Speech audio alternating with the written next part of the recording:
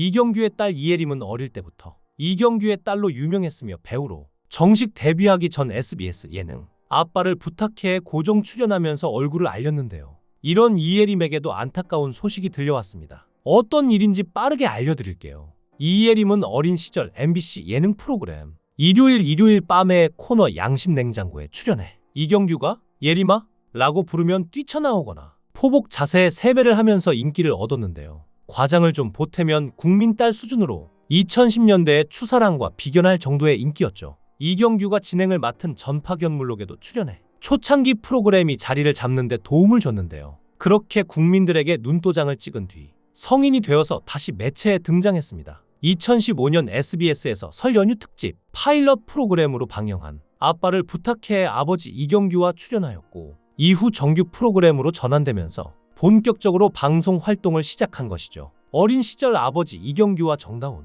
부녀 관계를 보여준 것과는 다르게 성장 과정에서 관계가 다소 소원해진 듯했는데요. 방송에는 부녀 관계가 회복되는 것처럼 묘사했는데 실제로도 관계가 나아지는 효과를 얻었다고 하죠. 이후에는 활동이 조금 뜸했는데요. 축구 선수 김영찬과 열애 후 2021년에 결혼식을 올렸다고 합니다. 이런 좋은 일만 들려올 것 같았는데 이예림에게 청천벽력 같은 소식이 들려왔죠. 바로 아빠 이경규의 건강 문제인데요. 공황장애 약 때문에 감각이 늦어졌다는 말은 있었지만 도로 위에서 벌어진 장면은 그 이상이었습니다. 개그맨 이경규가 약물 운전 혐의로 입건되기 전까지 연달아 벌어진 사고 정황이 CCTV 영상으로 공개되면서 여론의 시선도 급격히 달라지고 있는 것인데요. MBN은 이경규의 사고 당시를 담은 CCTV 영상을 단독 보도했습니다. 영상 속에서 이경규는 낮 12시쯤 서울 강남구 한 골목길에서 버스를 들이받고 차량에서 내렸는데요. 그런데 그는 인도가 아닌 차도로 비틀거리며 걸었고 이로 인해 뒤따르던 차량 2대가 급히 중앙선을 넘어 그를 피해 지나갔죠. 버스 운전자의 증언에 따르면 본인 차를 어떻게 세운다고 하다가 감기약 때문에 감각이 늦어 자신의 차 뒤를 조금 쳤다고 이경규가 자신에게 말했다고 하는데요. 이경규는 이후 차량을 골목 모퉁이 너머로 옮겼고 인근 병원 진료를 마친 뒤 돌아와서는 자신이 차를 주차한 곳이 아닌 20m 떨어진 다른 주차장에 있는 타인의 차량을 타고 떠났습니다. 주차장 직원이 오늘 자신들에게 차 안 맡기셨다 했더니 제가 그런가요라고 하고 집에 가셨다고 증언하기도 했는데요. 병원에 가기 전 이경규는 주유소 세차장에도 들렀습니다. 직원이 후진하라고 손짓했지만 이경규는 오히려 앞으로 돌진의 벽을 들이받았죠. 세차장을 빠져나온 뒤엔 신호등 없는 도로에서 중앙선을 침범해 불법 좌회전까지 감행했는데요. 이후 차량 절도 의심 신고를 받은 경찰이 현장에 출동했고 이경규를 상대로 간이 시약 검사를 실시했는데요. 결과는 양성이었습니다. 또한 국립과학수사연구원의 정밀 검사에서도 같은 결과가 나오며 그는 도로교통법 위반 혐의로 입건된 것이죠. 경찰은 정상적으로 처방받은 약물일지라도 운전에 영향을 줄 수 있는 상태라면 약물 운전으로 본다는 입장인데요. 이경규는 서울 강남경찰서에 출석해 조사를 받은 뒤 취재진에게 공황장애 약을 먹고 몸이 아팠을 때는 운전하면 안 된다는 것을 크게 인지하지 못했다. 앞으로 그런 계통의 약을 복용할 땐 운전을 자제하겠다. 고 말하며 사건은 어느 정도 마무리되는 것 같았습니다. 하지만 영상이 공개되며 대중의 시선은 달라졌는데요. 영상 보니 만취 운전 수준, 약 핑계 댈 일이 아니다. 처음엔 이해했지만 지금은 아니다. 등 네티즌들의 반응도 싸늘해지고 있습니다. 여론은 두 갈래로 나뉘고 있는데요. 한쪽에서는 공개된 영상에 충격을 받은 이들이 처방약이라 해도 저렇게까지 흐트러진 모습이면 운전하면 안 되는 것 아니라고 생각한다며 운전자 입장에서 위험하고 그간 존경했는데 실망이라며 은퇴할 타이밍 아니냐고 날선 비판을 이어가고 있죠.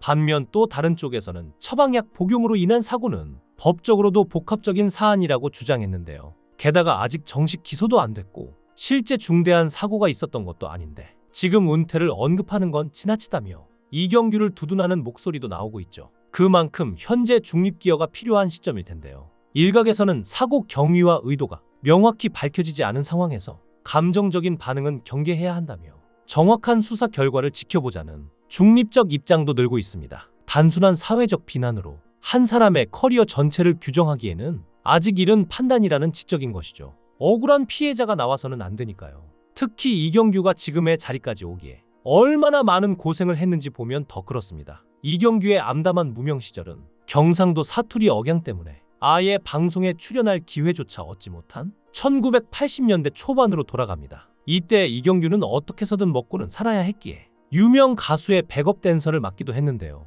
오죽하면 별이 빛나는 밤에에서 이문세가 이걸 이야기하자 이경규는 무안하다는 듯 그땐 더운 밥 찬밥 가릴 때가 아니었다고 말하기도 했죠. 이후 주병진의 친구인 이문세의 추천으로 이경규는 주병진의 보조 역할로 일요일 밤에 출연하면서 인지도를 높여가기 시작했으며 1991년 말 주병진이 사업 문제로 하차하고 다른 인기 개그맨들도 SBS의 개국에 맞춰 이적한 덕에 본격적으로 이경규가 일밤의 메인을 맡게 되는데요. 그리고 마침내 몰래카메라를 통해 시청률 대박을 터뜨리며 전성기에 돌입했습니다. 그 전까지 인지도 있는 주변 개그맨에서 한순간에 톱 개그맨으로 부상하며 우리가 아는 개그맨 이경규가 된 것이죠. 하지만 2000년대 중반부터 MBC에서 이경규 본인이 진행한 수많은 프로그램이 망하면서 이경규의 커리어는 하락세를 타기 시작했습니다. 2007년 야심차게 기획하여 시작한 이경규 김용만의 라인업이 시청률 부진으로 폐지되면서 이경규 위기론이 돌기 시작했는데 정작 본인은 살아오면서 수많은